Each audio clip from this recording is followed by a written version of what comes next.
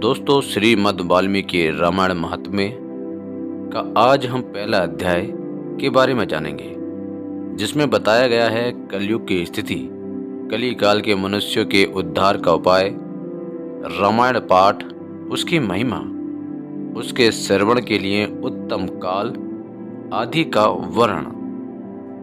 श्री रामचंद्र जी समस्त संसार को शरण देने वाले हैं। श्री राम के बिना दूसरी कौन सी गति है। श्री राम कलयुग के समस्त दोषों को नष्ट कर देते हैं, अतः श्री रामचंद्र जी को नमस्कार करना चाहिए। श्री राम से काल रूपी भयंकर सर्प भी डरता है। जगत का सब कुछ भगवान श्री राम के बस में है। श्री राम में मेरी अखंड भक्ति बनी रहे। हे राम, आप ही मेरे आधार हैं। चित्रकूट में निवास करने वाले भगवती लक्ष्मी सीता के आनंद निकेतन और भक्तों को अभय देने वाले परमानंद स्वरूप भगवान श्री रामचंद्र जी को मैं नमस्कार करता हूँ। संपूर्ण जगत के अभीष्ट मनोरथों को सिद्ध करने वाले अथवा सृष्टि पालन एवं संहार के द्वारा जगत की व्यवहारिक सत्ता को सिद्ध करने वाले ब्रह्मा, विष्णु और महेश आदि देवता जिनके अभिन्न अंश मात्र हैं, उन परम विशुद्ध सच्चिदानंद में परमात्मा देव श्री रामचंद्र जी को मैं नमस्कार करता हूँ तथा उन्हीं के भजन चिंतन में मन लगाता हूँ। ऋषियों ने कहा है, भगवान आप विद्वान हैं, ज्ञानी हैं। हमने जो कुछ पूछा था वह सब आपने हमें भली भांति बताया। संसार बंधन में बंधे हुए जीवों के दुख बहुत हैं। इस संसार बंधन का उच्छेद करने वाला कौन है। आपने कहा है कि कलयुग में वेदोक्त मार्ग नष्ट हो जाएंगे। अधर्म परायण पुरुषों को प्राप्त होने वाली यातनाओं का भी आपने वर्णन किया है। घोर कलयुग आने पर जब वेदोक्त मार्ग लुप्त हो जाएंगे, उस समय पाखंड फैल जाएगा। ये बात सिद्ध है।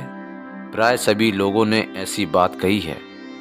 कलयुग के सभी लोग काम वेद ना से पीड़ित, नाटे शरीर के और लोभी होंगे तथा धर्म और ईश्वर का आश्रय छोड़कर आपस में एक दूसरे पर ही निर्भर रहने वाले होंगे।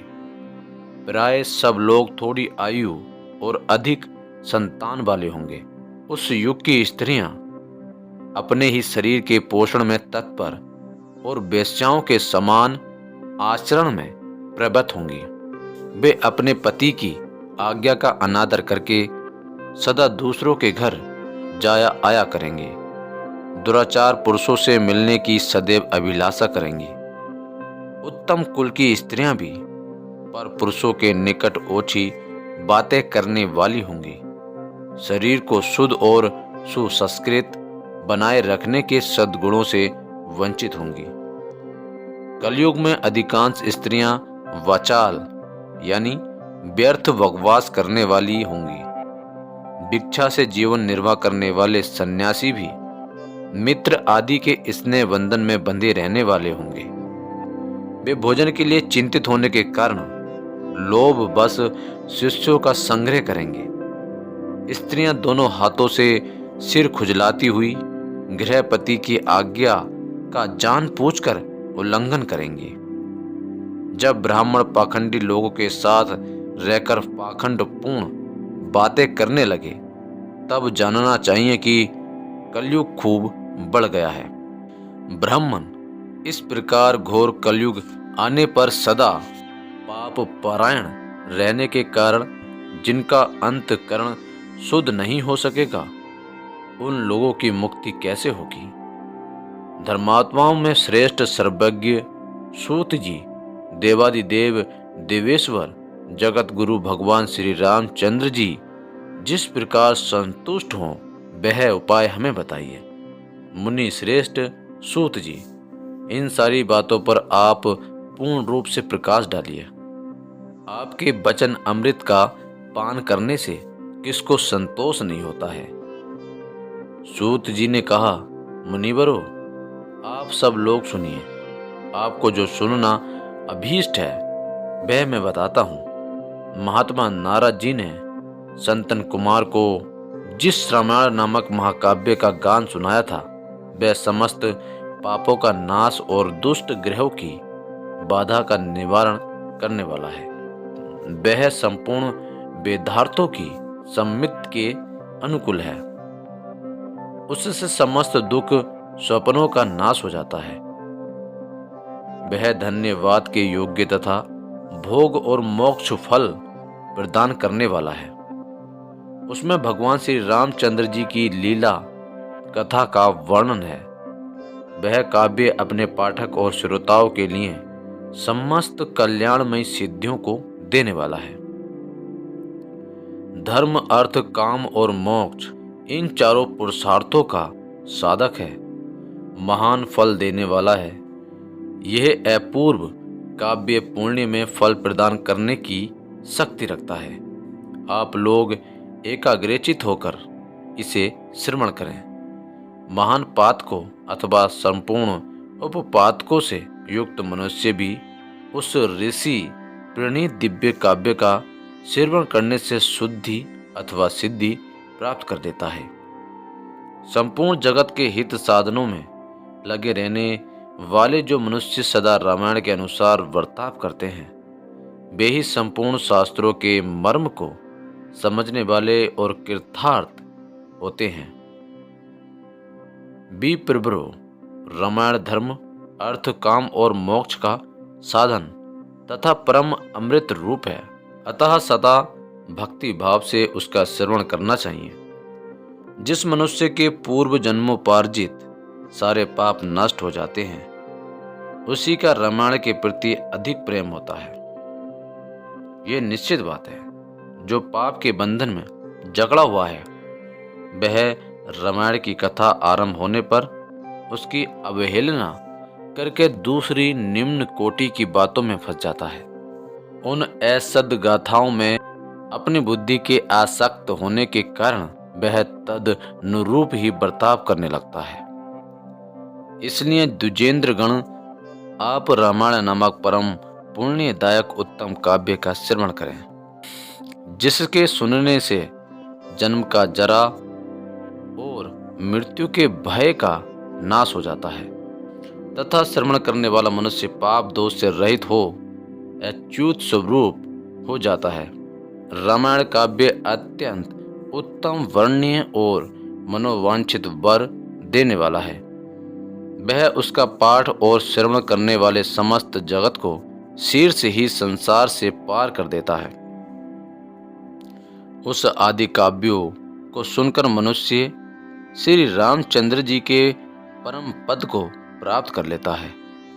जो ब्रह्मा, रुद्र और विष्णु नामक भिन्न भिन्न रूप धारण करके विश्व की सृष्टि, संहार और पालन करते हैं, उन आदि देव परम उत्कृष्ट परमात्मा श्री रामचंद्र जी को अपने हृदय मंदिर में स्थापित करके मनुष्य मोक्ष का भागी होता है।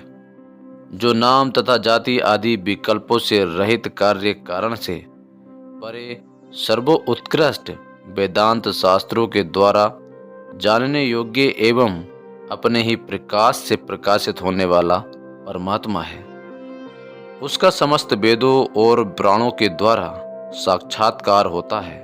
इससे रामायण के अनुशीलन से भी उसी की प्राप्ति होती है। कार्तिक मास और चैत्र मास के शुक्ल पक्ष में 9 दिनों में रामायण की अमृतमय कथा का श्रवण करना चाहिए।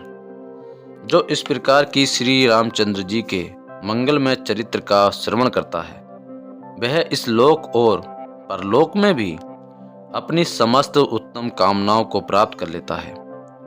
वह सब पापों से मुक्त हो अपनी 21 पीढ़ियों के साथ श्री रामचंद्र जी के उस परम धाम में चला जाता है जहां जाकर मनुष्यों को कभी शोक नहीं करना पड़ता। चैत, माघ और कार्तिक के शुक्ल पक्ष में परम पुण्य में रामायण कथा का नभा पारायण करना चाहिए तथा 9 दिनों तक इसे प्रत्यंत पूर्वक सुनना चाहिए। रामायण आदि काव्य है। ये स्वर्ग और मोक्ष देने वाला है। अतः संपूर्ण धर्मों से रहित घोर कलयुग आने पर 9 दिनों में रामायण की अमृतमय कथा को श्रवण करना चाहिए। ब्राह्मणों, जो लोग भयंकर काली काल में श्री राम नाम आश्रय लेते हैं, वे ही कृतार्थ होते हैं। कलयुग उन्हें बाधा नहीं पहुंचाता। जिस घर में प्रतिदिन रामायण की कथा होती है, वह तीर्थ रूप हो जाता है।